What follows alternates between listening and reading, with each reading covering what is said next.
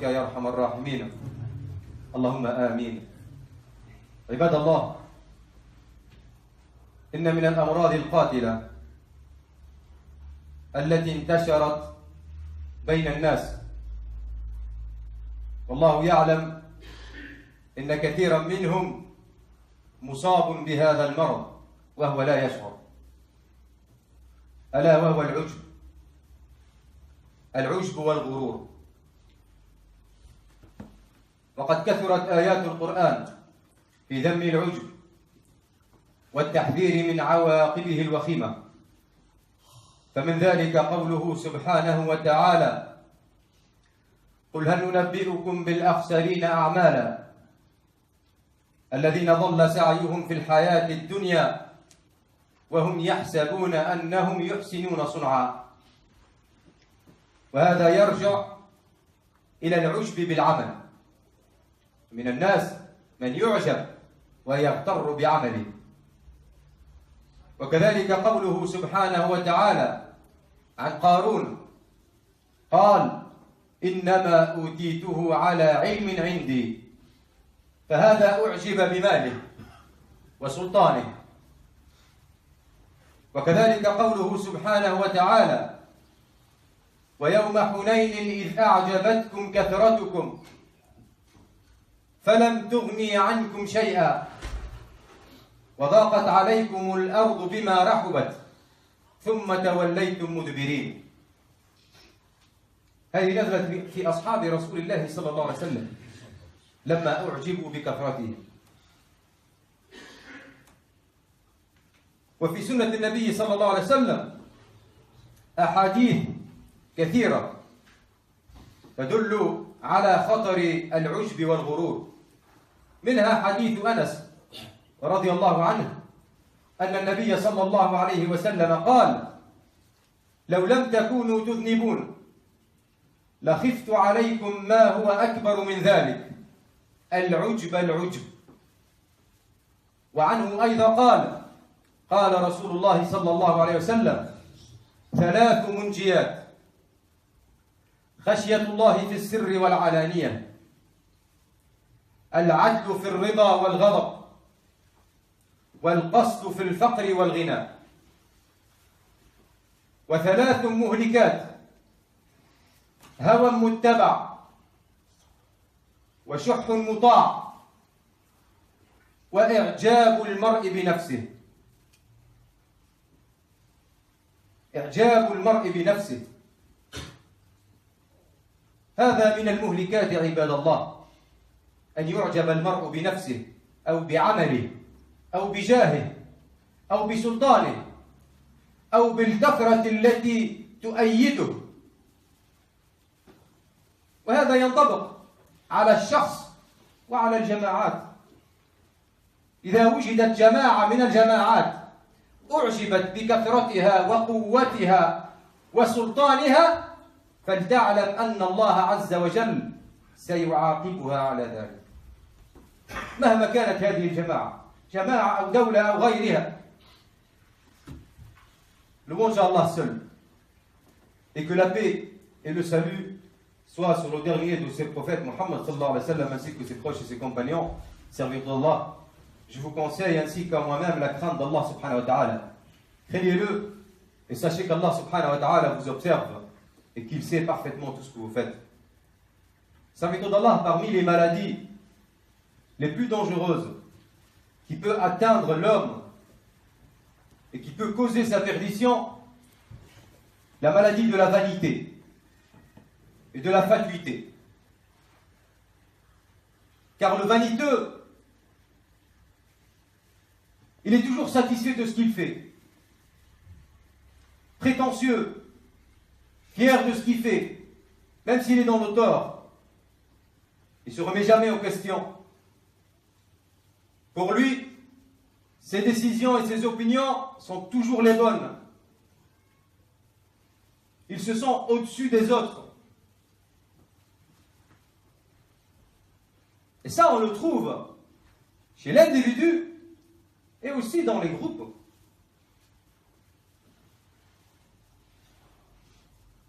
Partout. On peut voir ça chez un individu ou bien un groupe de personnes qui se vantent et qui se disent on est au-dessus des autres. Et ce qu'on fait, c'est juste. Et eux, ils sont dans le tort. Et Allah subhanahu wa ta'ala nous a mis en garde contre la vanité et la fatuité. Allah subhanahu wa ta'ala dit au Muhammad, il parle au prophète sallallahu alayhi wa sallam, dit, voulez-vous que nous vous apprenions qui sont les plus grands perdants en œuvre? Ceux dont l'effort dans la vie présente s'est égaré, alors qu'ils s'imaginent faire le bien. Ça, c'est pour chaque personne, ou chaque personne, ou chaque groupe de personnes, ou chaque État, ou chaque n'importe, qui croit que ce qu'il fait est bien, mais au fait, en réalité, c'est un égarement. Ceux-là, c'est les plus grands perdants en œuvre. Parce qu'il va vivre avec cette attitude, pour moi, c'est bon, tout ce que je fais, c'est bien, mais au fait, il est égaré, il est sur le bas de côté. Allah subhanahu wa ta'ala dit en parlant de Qarun, celui qui a vécu avec Moussa alayhi salam, l'homme riche, très riche. Qu'est-ce qu'il a dit? Tout ce que j'ai eu comme bien, en fait, je l'ai eu grâce à une science que j'avais, grâce à un savoir que je détenais. Pour lui, c'est tout ce qu'il a fait, c'est grâce à ses efforts. Grâce à ses efforts. C'est pas Allah subhanahu wa ta'ala qui lui a donné ça. Ça, c'est quelqu'un qui se vante par sa richesse. Et qui il s'est infatué par ses biens et son pouvoir. Il ne sait pas qu'Allah subhanahu wa ta'ala a le pouvoir absolu. Allah subhanahu wa ta'ala a même parlé aux compagnons du prophète sallallahu alayhi wa sallam. Et ça, il n'y a pas de distinction entre quelqu'un de pieux ou pas pieux. Alors, regardez le message qu'Allah subhanahu wa ta'ala a transmis aux compagnons du prophète sallallahu alayhi wa sallam. Alors, que dit-on de ceux qui n'y croient même pas? Allah subhanahu wa ta'ala leur dit, le jour de Hunayn, vous fûtes séduits par votre grand nombre qui ne vous a servi à rien. Et c'est vrai, pendant la bataille de Hunayn, ils étaient nombreux, ils étaient presque 10 000. Ils ont dit aujourd'hui, on ne va pas perdre parce qu'on est très nombreux.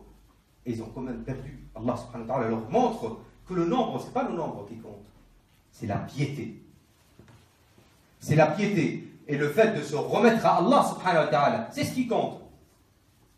Alors il ne faut jamais avoir peur du nombre, ni de quoi que ce soit. Il faut être pieux. Suivre les ordres d'Allah subhanahu wa ta'ala et s'éloigner de ses interdits. Et tout ira bien, bi'idhnillah. Et dans la sunna du prophète sallam, il y a aussi des mises en garde.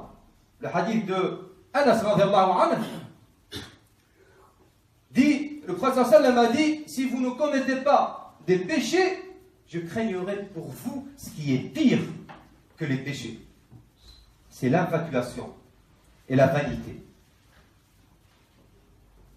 C'est pire, pourquoi? Parce que celui qui commet un péché, il se voit son cœur cassé. Il est humilié par son péché. Et il retourne vers Allah subhanahu wa ta'ala. Mais celui qui ne commet pas de péché de tout, ça n'existe pas. Alors il a tendance à être vaniteux. À partir dans l'infatuation. Alors, serviteur d'Allah, il faut faire attention à la vanité. Il faut faire attention à l'infatuation. Il ne faut pas se dire tout ce que je fais, c'est juste. Il ne faut pas se vanter. Il ne faut pas être fier ou satisfait de tout ce que tu fais, même si tu es dans le tort. المسلم عباد الله المسلم الذي حسن الإسلام يحذر العجب ويجتهد أن لا يكون وصفا له في حال من الأحوال، فهو مهلكة عظيمة. فكم من نعمة انقلبت نقمة بسبب العجب، وكم من عز صيره العجب ذلا. إبليس لعنه الله أعجب بحاله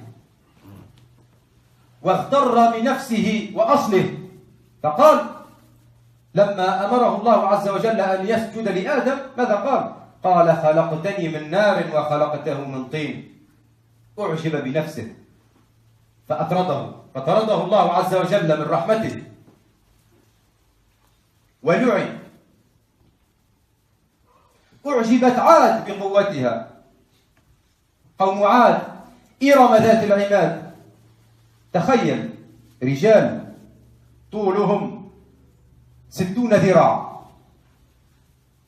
طول الرجل 60 ذراعا، اغتروا بهذا، أعجبوا بالقوة واغتروا بسلطانهم وقالوا من أشد منا قوة. أولم يروا أن الله الذي خلقهم هو أشد منهم قوة؟ بعجبهم هذا أذاقهم الله عز وجل عذاب الخزي في الدنيا والآخرة. وهذا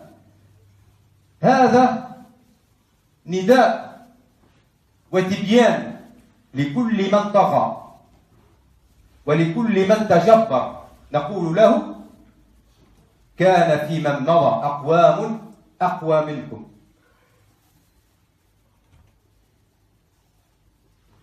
أعطوا بسطة في الجسم،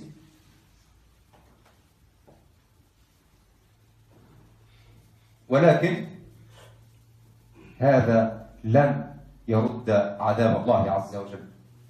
قوتهم لم تحفظهم من عذاب الله عز وجل. كل من يطغى ويتجبر ويعجب بقوته ويعجب بسلطانه نقول له أخبرنا ربنا سبحانه وتعالى أن في الأمم السابقة من طغى وتجبر فأذاقه الله عز وجل عذاب الخزي. بل إن أصحاب النبي صلى الله عليه وسلم يوم حنين قالوا لن نغلب اليوم من قلة. انظر، لا ليس هناك تفريق بين المسلم أو غير المسلم، بين التقي أو العاصي، لا. إذا أعجبت بنفسك أو أعجبت بقوتك وسلطانك وبكثرة من يؤيدك فاعلم أنك ستعاقب. وهذه سنة الله عز وجل. لا يعجب أحد بنفسه أو ماله أو سلطانه أو علمه أو جاهه إلا وعاقبه الله عز وجل. لماذا؟ لأن النعم كلها من عند الله عز وجل، والفضل والمنة من الله عز وجل وحده. أما ذاك الذي يقول هذا من عند نفسي ويعجب بماله أو يعجب بسلطانه أو يعجب بقوته فكأنما ينسب الفضل لنفسه من دون الله عز وجل، وهذا إثم عظيم وافتراء على الله عز وجل يستحق العقاب ويستحق العذاب في الدنيا والآخرة. Savez-vous d'Allah, vu la gravité de cette maladie, le musulman doit se protéger, doit s'en protéger. Et le musulman doit se mettre en garde à la vanité et à la fatuité. Car c'est une maladie mortelle qui cause la perdition, tôt ou tard.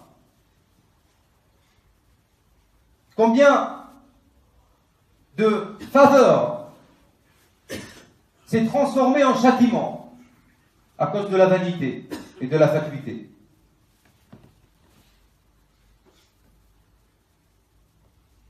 Iblis, maudit soit-il, s'est fut infatué par son état, par sa composition. par sa petite personne. Et quand Allah subhanahu wa ta'ala lui a ordonné de se prosterner devant Adam alayhi salam, ce n'est pas une prosternation d'adoration, c'est une prosternation de respect pour la créature d'Allah subhanahu wa ta'ala. Pas se dire qu'il s'est prosterné pour adorer Adam, non, il s'est prosterné pour montrer du respect à une créature qu'Allah subhanahu wa ta'ala a créée. Il a refusé. Qu'est-ce qu'il a dit? Il a dit, non, tu m'as tiré du feu et tu l'as créé, Adam, d'argile. Il était fier de lui. Il se vantait d'être tiré, c'est-à-dire d'être créé de feu. Et ça lui a valu d'être maudit à jamais par Allah subhanahu wa ta'ala. Le peuple de Ad, c'est un peuple de géants qui vivait à l'époque. C'est un peuple qui avait une force incomparable, au point qu'ils se sont sentis invincibles. Et ils ont dit, qui serait plus redoutable que nous? Personne. On est les plus forts, les plus grands, on est des géants. Ils ne savaient pas qu'Allah subhanahu wa ta'ala, qui les a créés, est encore plus fort qu'eux. Et Allah subhanahu wa ta'ala leur a fait goûter le supplice de l'enfer, dans ce bas monde et dans l'au-delà. Et ça, c'est un message pour toute personne, ou tout groupement de personnes, ou tout État, ou n'importe quelle personne qui se vante et qui se dit « Je suis le plus fort, je suis invincible », là on dit Allah subhanahu wa ta'ala qui est plus fort. Allah subhanahu wa ta'ala, c'est lui qui détient les rênes de toutes choses et il peut tout faire. Même les compagnons du Prophète sallallahu, Allah subhanahu wa ta'ala leur adresse un message pour leur dire qu'il ne faut jamais se vanter, il ne faut jamais se dire on est nombreux alors on va gagner grâce à notre nombre, non. Comme on l'a dit tout à l'heure, ils ont dit on est plus nombreux. Ils furent séduits par ce nombre, ils ont dit aujourd'hui on ne va pas perdre grâce à notre nombre. Ils étaient presque 10 000 et ils ont perdu. Contre un nombre encore inférieur au leur. Ils ont perdu, pourquoi? Parce qu'ils se sont dit le fait de gagner, ça viendra grâce au nombre, c'est pas grâce à Allah subhanahu wa ta'ala. Et Allah leur adresse un message, et un message transmis pour tous ceux qui ont suivi, c'est que celui qui veut gagner, il gagnera par la piété. Il gagnera en suivant les ordres d'Allah subhanahu wa ta'ala. Et ça c'est une chose qui se répète. Car tous les biens que tu peux avoir, ça vient d'Allah subhanahu wa ta'ala. Et celui qui se vante, c'est comme s'il dit, ce que j'ai eu, c'est pas grâce à Allah subhanahu wa ta'ala, c'est mon effort. C'est ma science, c'est mes capacités. Et ça, c'est un péché très grave. أقول قولي هذا واستغفر الله لي ولكم فاستغفروه إنه هو الغفور الرحيم.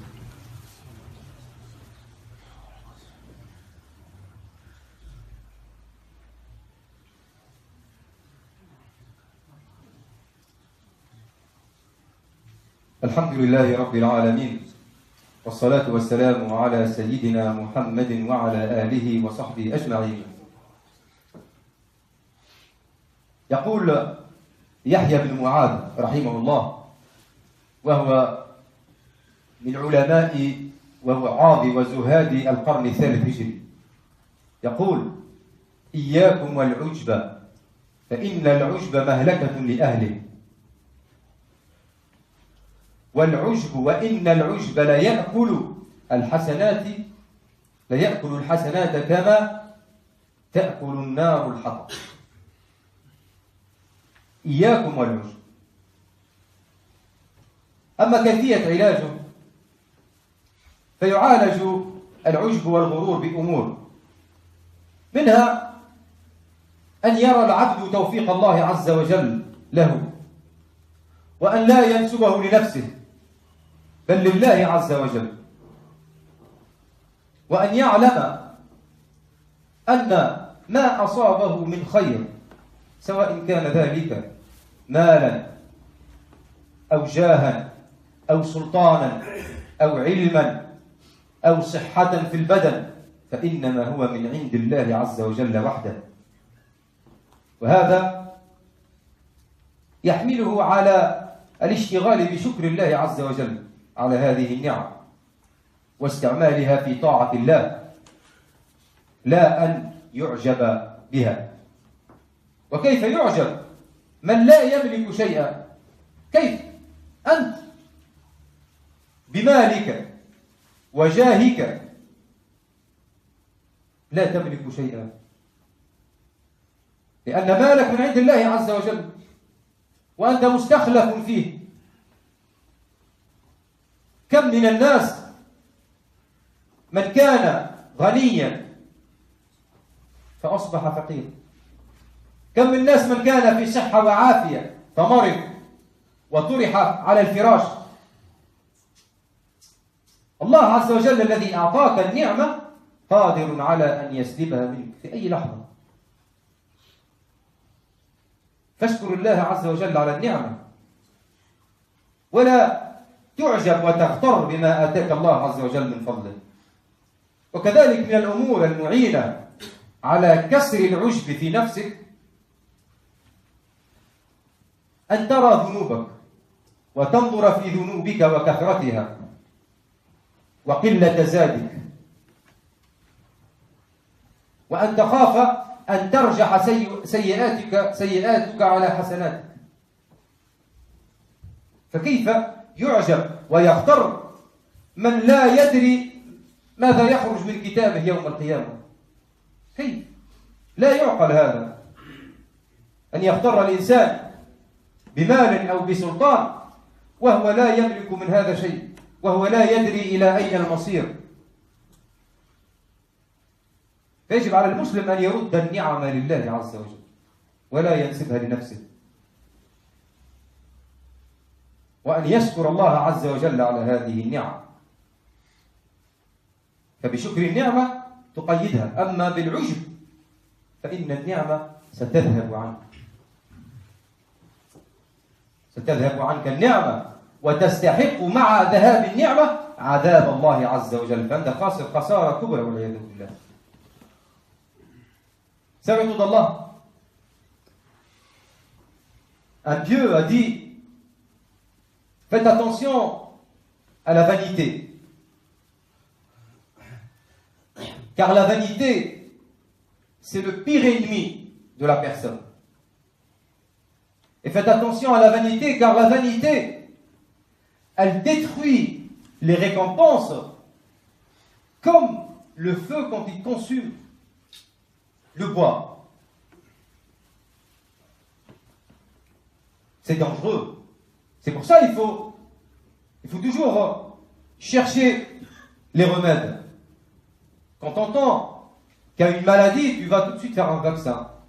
Ou bien quand tu tombes déjà par malchance, tu vas chez le docteur pour te soigner.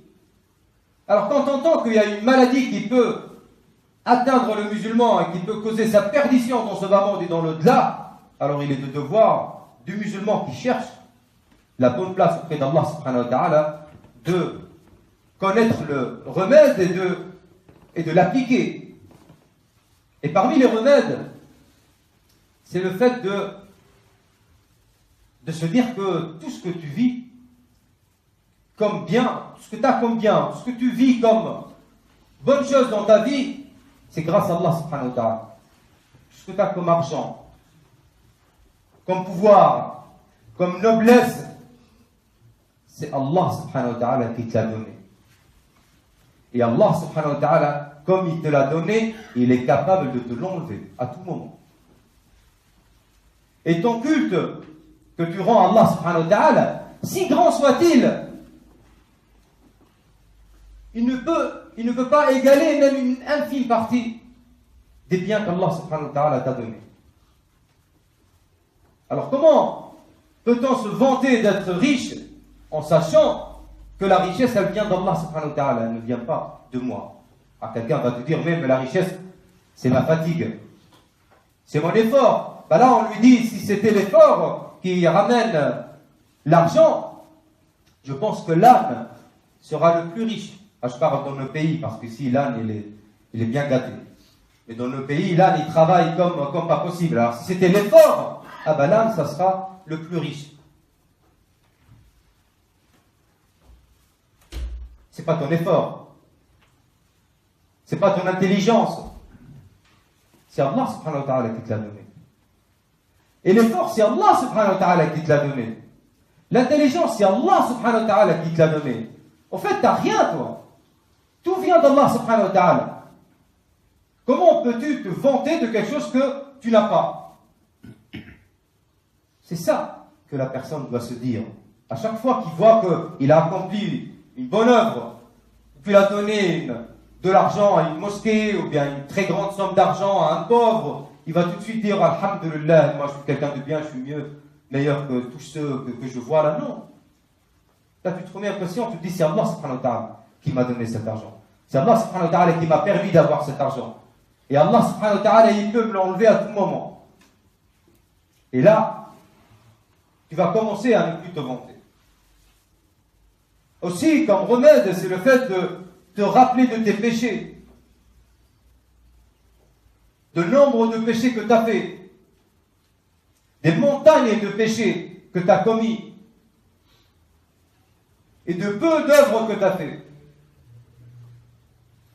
Si tu compares les deux, tu n'as pas peur que le jour de jugement, le côté de la balance où il y a des péchés qui va être plus lourd.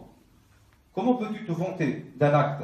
Comment peux-tu te vanter d'une puissance ou bien d'une noblesse et toi, à la base, tu ne sais même pas quelle est ta destinée? Si tu vas aller en enfer ou bien au paradis. C'est un travail à faire sur soi-même, serviteur d'Allah. عباد الله أسأل الله أن يجعلني وإياكم ممن يستمعون القول فيتبعون أحسنه وأسأل الله أن يجنبني وإياكم الأخلاق الذميمة وأن يجنبني وإياكم العجب والغرور إنه سميع مجيب الدعاء اللهم إنا نعوذ بك من شرور الأخلاق يا أرحم الراحمين